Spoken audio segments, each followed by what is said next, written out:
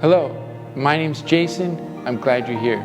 This video is the first installment of a series I'm starting on Paul's letter to Philemon. This series is going to examine the letter to Philemon through 4 different lenses: context, structure, language, and inner text.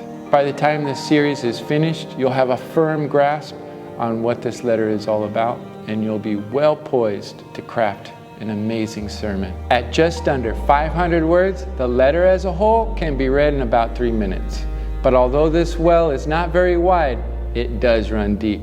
So let's get started with part 1, the context and backstory of Paul's letter to Philemon.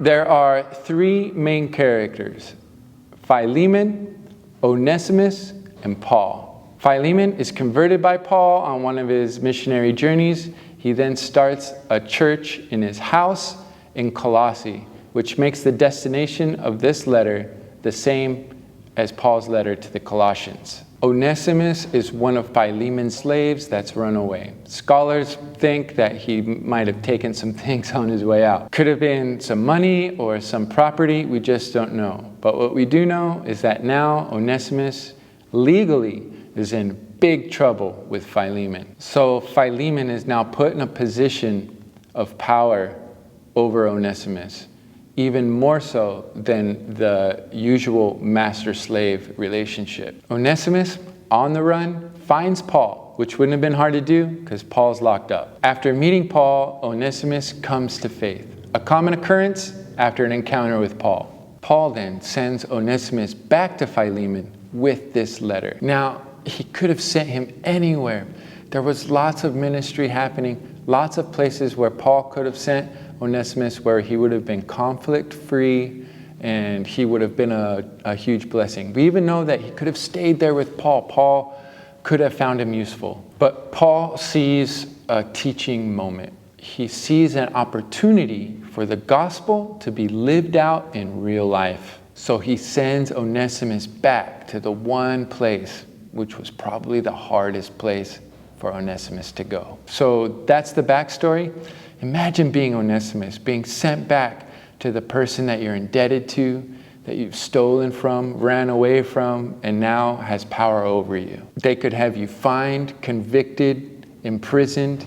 There could even be a death penalty waiting for him. But Paul knows that as long as he avoids this conflict, he will be a prisoner to it, no matter how far away he runs or how long he manages to stay away. So what we have here in Philemon is a real-life metaphor for the gospel. Philemon represents God. He is the one holding the power. He's the one with the power to destroy or to forgive. Onesimus represents the world, totally guilty, deserving punishment, and on the run. Paul represents Jesus.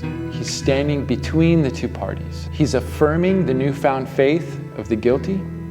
He's asking for the transfer of the debt incurred onto himself, and he's pleading the case for reconciliation. Yes, Onesimus is being asked to do an extremely difficult thing by going back to Philemon, but he's not being sent back empty-handed. This letter that he's carrying back is Paul's most powerful case ever made for Christians forgiving one another. The letter gives perspective and urgency to us all, even today, 2,000 years later. Whenever we have been offended, we've been given an opportunity to live out the gospel. It's also a powerful reminder for the offender, the one who's running from God. It's time.